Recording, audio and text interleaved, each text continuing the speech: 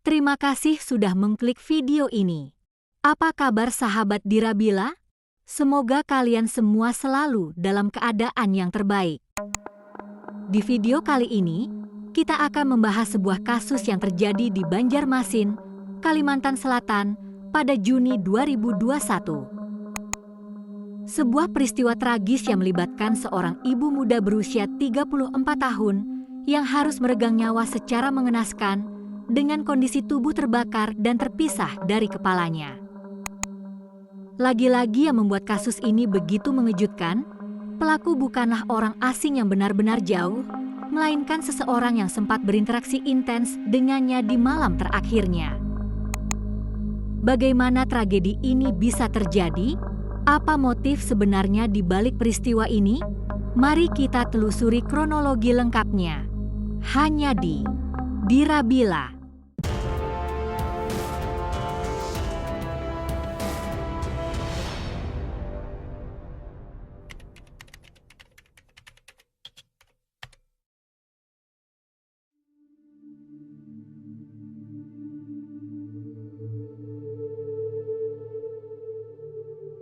Rahma adalah seorang wanita berusia 34 tahun.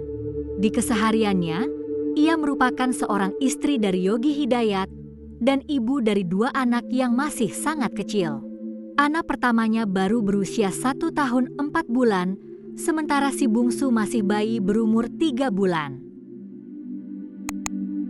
Keluarga kecil ini tinggal di Jalan Kelayan B, Gang An-Najah, Banjarmasin Selatan. Di mata sang suami, kehidupan rumah tangga mereka tampak harmonis dan baik-baik saja. Namun, di balik itu, Rahma sempat menunjukkan gelagat aneh. Ia terlihat galau dan menyimpan rahasia tentang seorang pria yang tak ingin ia ceritakan kepada suaminya. Tragedi ini terkuak pada pagi hari, 2 Juni 2021, sekitar jam 6 WITA. Seorang pemuda bernama Indra Kurniawan, 18 tahun, terkejut melihat kobaran api yang membesar dari balik semak-semak dekat sebuah rumah kosong. Berniat memadamkan api agar tidak meluas, Indra justru menemukan pemandangan yang akan menghantuinya seumur hidup. Sesosok tubuh wanita tanpa busana dalam kondisi tidak utuh berada di tengah kobaran api tersebut. Warga yang datang kemudian menemukan bagian kepala korban yang tergeletak sekitar 10 meter dari tubuhnya. Polisi segera melakukan olah TKP di sebuah rumah kosong yang ternyata sudah tidak berpenghuni selama 5 tahun. Di sana, ditemukan bercak darah di berbagai sudut, terutama di area kamar mandi.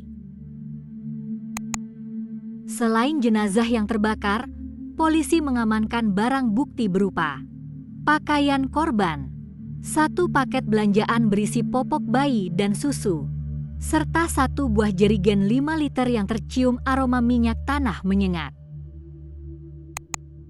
Saksi mata, Indra, juga memberikan keterangan penting bahwa pada jam 2 dini hari, ia sempat mendengar teriakan wanita meminta tolong, namun ia terlalu takut untuk keluar rumah. Identitas pelaku mulai mengerucut setelah polisi mendapatkan kesaksian dari warga di sekitar TKP, yakni Herman dan Nila. Mereka mengaku sempat berpapasan dengan seorang pria bernama Heri Purwanto yang mengendarai motor keluar dari rumah kosong tersebut. Kecurigaan semakin kuat karena motor milik Rahma juga raib dari lokasi kejadian, diduga dibawa lari oleh pria tersebut. Tak butuh waktu lama, pihak kepolisian melakukan pengejaran cepat. Heri Purwanto berhasil diringkus saat mencoba melarikan diri keluar kota, tepatnya di daerah Bati-Bati yang berjarak sekitar 50 km dari Banjarmasin. Saat ditangkap, Heri melakukan upaya penyamaran yang kontras dengan perbuatannya. Ia mengenakan baju putih dan peci putih, berpenampilan layaknya seorang pemuka agama atau ustadz, untuk mengelabui petugas.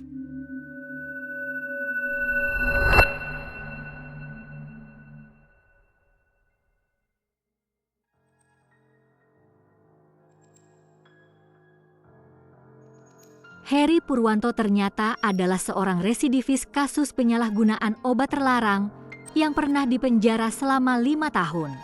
Setelah kedua orang tuanya meninggal, Heri yang merupakan anak tunggal ini mulai menunjukkan perilaku menyimpang. Tetangga sering melihatnya berteriak-teriak tidak jelas saat menonton TV atau berbicara tidak nyambung saat diajak berkomunikasi. Motif di balik aksi penghilangan nyawa ini adalah amarah dan rasa tertipu. Pelaku merasa diperas oleh korban saat mereka berkencan melalui layanan Open BO. Heri merasa kesal karena Rahmat terus-menerus meminta uang tambahan di luar kesepakatan awal sebesar Rp400.000. Emosi pelaku memuncak ketika korban memaksa dibelikan susu dan popok bayi senilai Rp700.000 sebelum melanjutkan kencan mereka. Heri memancing korban ke rumah kosong dengan dalih akan mengambil uang tambahan sebesar Rp500.000. Sesampainya di sana, mereka pun masuk melalui jendela. Saat korban sedang membungkuk mencari uang di bawah kasur bekas atas instruksi pelaku, Heri mengeluarkan senjata tajam dari balik bajunya. Tanpa korban sadari, pelaku menyerang dari belakang.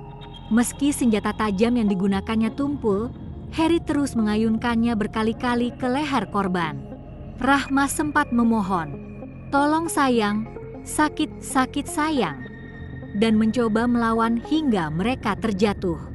Heri terus melancarkan aksinya kepada korban hingga kepalanya terpisah. Barang bukti utama dalam kasus ini adalah senjata tajam yang digunakan untuk memisahkan bagian tubuh korban serta jerigen minyak tanah. Hasil pemeriksaan fisik mengonfirmasi bahwa korban tewas akibat luka parah di bagian leher yang menyebabkan kepalanya terpisah, serta adanya bekas luka bakar di sekujur tubuh. Dalam interogasi, Heri memberikan pengakuan yang mengerikan. Ia mengaku sempat ketakutan luar biasa karena setelah kepala terpisah, tubuh Rahma masih terus bergerak, memukul, dan mencakar dirinya sebagai bentuk perlawanan terakhir. Karena panik, ia melempar kepala korban lewat jendela dan kembali membawa minyak tanah untuk membakar tubuh korban guna menghilangkan jejak.